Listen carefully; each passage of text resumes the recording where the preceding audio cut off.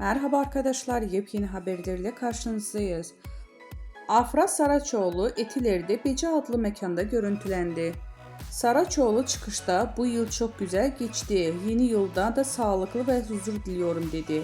Mekanın önünde bekleyen Rus hayranlarıyla fotoğraf çektiren oyuncu, fanların yoğun ilgisi için "Gerçekten çok fazla iyi ki varlar" diye konuştu.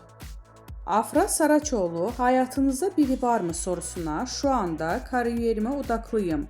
Başka söyleyebileceğim bir şey yok. Olacağı varsa olur. Hayırlısı" yanıtı da verdi.